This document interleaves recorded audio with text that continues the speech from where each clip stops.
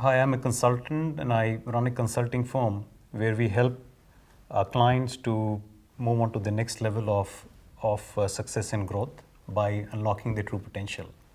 This video is out of a long-standing request of some of my friends who believe that I needed to share my thoughts and my wisdom with a lot more people than I do.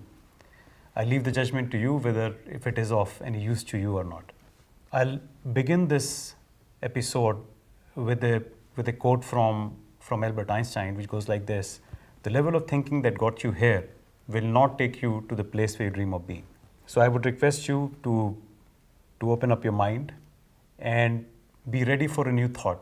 I might have something to say which could change your being, your existence, or help you move on to the next level of your growth and success. I firmly believe if you're watching this video, there is a reason why you are doing so, and it could just be the right thing that you needed to hear to help you move on to your own next level of growth. I have always been a searcher, and my search has led me on to various disciplines: Tantra, astrology, numerology, science, and many more. What my brush with these disciplines and my search has told me or revealed to me is that there is a certain amount of convergence. Any sensible thought or any discipline converges into something common. And this convergence can be expressed in terms of some rules of nature which everybody could benefit from. And one's knowledge of these rules of nature would be very, very helpful for people to help them unlock their true potential. Why 9? 9 because there are 9 basic numbers in numerology, and each number corresponds to a particular planet. And this planet has a certain lesson that we need to learn. It has something that it has to tell us to help us in our own growth and development. I start my first episode, which is themed around the number 1, which is number of sun. Sun is actually the reflection of divinity, the true reflection, as we call it in Hindu astrology, a pratyaksh or a seen manifestation of divinity. So in Vedic astrology, wherever sun is placed is the place through which the divine power is flowing into that native's life. And the placement of sun in the natal chart actually indicates the proclivity or the drive that that individual will have. Why sun? What lesson does sun tell us in our own lives or in business? Is the fact that you need clarity of purpose when you're starting off. And many a times, a lot of people come to me who seem to be stuck at a particular place in their life, and they don't seem to be moving much. Whereas with the same kind of effort or even lesser effort, they see other people progressing. So what makes them, not live out their best, whereas, other people having their moment in the sun? So I'll unfold this episode in parallel tracks where, there are going to be some stories that I'm going to start off, some lessons that I'm going to start off, and they'll converge into what I eventually intend to communicate to you. So I'll begin this episode with some references to Yoga Vashisht, which is a very popular ancient text, and it is also the inspiration for some of the Hollywood movies like Inception and Matrix. So this book at certain places describes a godlike creature who's restless, lonely, whimsical. He creates and destroys at will. He creates something and he moves on. And then he creates something else, destroys the one that he's created. But whatever he creates is completely out of his imagination. He thinks and it materializes. To establish the scientific basis of imagination that I'm talking about, I'll take you back to a very interesting experiment that was done several years back, which is also referred to as a double slit experiment or Young's experiment in quantum physics.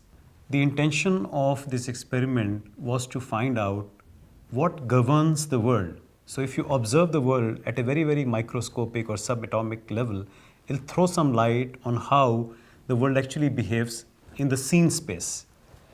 So in this experiment, electrons and photons of light were made to pass through 2 slits, and there was a screen on the other side, and observations were made. Very, very interestingly, when somebody was observing, these particles of light appeared just like particles. But the moment nobody was watching, they became waves. So this mere act of observation itself is altering the the universe at a very, very minute level. But more interesting about this experiment was the fact that any point of time, if the observer came in, it seemed like particles. So the waves became particle, as if the particles went back in time and altered their matter, their structure, and came back as particles. So this brings me to a very, very interesting extension of this theory, which I would want you to pay a lot of attention to. So we've established that at a quantum level, matter and energy are interchangeable. So the extension of this experiment is something that I would want you to pay attention to. What I'm talking to you about is the alchemy of the universe. This is how the world is created. You have to understand that emotion is energy in motion. Aggregation of emotion leads to formation of matter, and aggregation of matter leads to formation of event. So whatever you think actually translates into what is happening to you. Whatever your thoughts, you are actually churning out Xerox copies of the universe that is unfolding for you. A very important, second step that you need to understand in this theory is that there are only two kinds of emotion. Either there is love or there is fear. All of your emotions are either tending towards love or tending towards fear.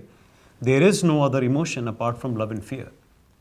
And a very important aspect to understand here, which I'm going to introduce to you, is the fact that action cures fears. If you're acting, all your fears go away and your thought becomes pure, which would help you to create the universe, the right kind of universe that you should be creating for yourself, which you deserve, which you desire. Now, action is fearlessness. If action comes out fearlessness and action cures fears, what is the nature of action? What is the true essence of action? I'll draw your attention now, I'll bring you to Gita, another very, very important text, a Hindu text, which has a background, very interesting background, where the protagonist of this entire 18 chapters is Arjuna, who is fighting a battle against his own cousins and against his kin. Right at the battlefield, he's filled with remorse and he doubts the entire purpose of him fighting a battle. And he tells Krishna, who is also his charioteer, and Lord Krishna that is, that I don't see any sense in fighting this battle with my own people. At that point of time, Krishna tells Arjuna the true essence of action and urges Arjuna to fight this righteous battle. I would quote a couple of verses from this great text, which is actually the true gyan, true knowledge as it is called. So I'll draw your attention to 2/47, that is second chapter and 47 verse. Karmanyavadika raste ma phaleshu kadachana. It essentially means that work should be done for the sake of work itself. Your motive should not be the fruits of action. You should also be continuously involved in activity. You should also not be attached to inaction. So it's a very subtle nuance that I would want you to capture here. So moment you attach yourself to the results of what you're doing, you are infusing negativity in what you're trying to do. And moment you do that, your work would not happen in the manner that you want it to happen. To understand this, to appreciate what I'm talking about, I'm bringing your notice to another verse from Gita. This is 11th chapter and 33rd verse.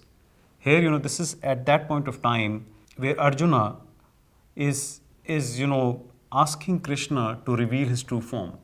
He requests Krishna saying that, I've heard about your divine form. I would love to see this form, a form which is craved by all gods, all ascetics. Everybody craves for this form. Please show me this form of yours. So Krishna shows his magnificent form, which is the form of Kal. Kal also means time or death. So in this grand form that Krishna shows, he sees that the soldiers of the rival army are drawn to his mouth like moths are drawn to light. He sees that all these soldiers, all the warriors of the rival army are caught in his mouth, and this magnificent form of Krishna is devouring these soldiers. Some of the arms of these soldiers are stuck between the spaces in his teeth, and it's a fairly scary sight. So Arjuna again asks Krishna to come back to his form of Madhusudana, which he has learned to love and he identifies with. So Krishna comes back to his original form and tells Arjuna that whatever has to be done has already been done by me. You become a nimit matram, or a mere instrument, and enjoy the glory of whatever I have done. So if I have put you in this position, I have already done what has to be done.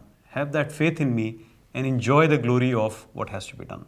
So we started off this episode by talking about the fact that the world was created through imagination, and how there is a scientific basis for imagination, saying how your mere observation actually alters the universe at a subatomic level. This brought us to the fact that what is the true essence of karma, or what is the alchemy of the universe. So alchemy of the universe is the fact that an emotion is energy in motion, and the fact that action cures fears. Then we discuss the true nature of action. The action has to be performed for the sake of action itself. And the fact that, whatever has to be done at some level has already been done. You be a mere instrument and enjoy the glory of what has already been done. So once you have understood what I have told you so far, it brings me to the final chapter, or final part of the story that I'm telling you. So the important thing here to understand is that your presence is very, very important. Your being there is extremely important. See, there are many a times that you go through life without really realizing being there. You go through a meal without realizing that you finished the meal, and it was such a tasty meal that you were having. It's only until the last morsel that you realize that you missed something. You take a swig of coffee, it's the last swig that you realize, oh, it was such a great coffee and I missed it completely because I was not there. I was thinking about something else. This is what brings me to a very, very important rule, which is called upping your awareness by 5%. See, most of the time we go through life without being there. So the destiny or the cosmic energy does not distinguish between what you want or what you don't want. It will bring to you what you deserve truly. But you have to be there. There is a law of dynamic providence which says that providence strikes on people who are in motion. So it's very important for us to be there in that place for us to realize our true potential. So my rule is very, very simple. Just up your awareness by 5%. What would that do is that you're improving your intensity at that very moment. Your intensity is something that cosmic energy recognizes, and it will bring to you what you truly deserve. So this is slightly against, or this is slightly averse to the common, belief or common literature, which says that you imagine and things will happen. So moment you imagine, there is a bit of a negativity, that there are seeds of negativity in your imagination because you're believing that you're not enough with it. So it is action, but it's a tainted action because you're worrying for the fruits of action, which is against the theory that I tried to establish through the verse of Gita 2/47, which is karmanyavadika raste ma phaleshu kadachana. So I'm just simplifying everything for you. Just be there and up your awareness by 5%, and you will see miracles happening in your life. Let me, to buttress what I'm trying to tell you a very little story, very interesting story from Yoga Vashisht. Again, bringing you back to Yoga Vashisht. So there was this miser from a village in Vindhyas who, was a trader at the same time. On his way back from one of his trading trips, he accidentally drops a penny in a bush. But he, being a miser, he just could not take his mind off that penny. And he continued searching that penny for straight 3 days. There were so many visitors to that place, people around him, who kept on telling him, are you crazy? It's just a mere penny. Why are you wasting your important time and energy worrying about such a simple thing? It's just a penny. But this guy was so intense in his search, so intense in his desire, that he continued his search for 3 days. At the end of his search, obviously he did not find his penny, but he discovered Philosopher's Stone. So the fact that he found a Philosopher's Stone led to complete alteration of his destiny. He moved to a completely different level. Wealth and riches came to him, happiness came to him, and he realized his true destiny. So the important part is to understand that destiny does not distinguish between the intensity for a A thing or a B thing. What destiny is concerned about is your intensity. So moment you up your awareness by 5%, you're making the universe tip in your favor. And you're unfolding a series of events which will lead you to your ultimate destiny. So this is my first episode, Lessons of the Sun, upping your awareness by 5%.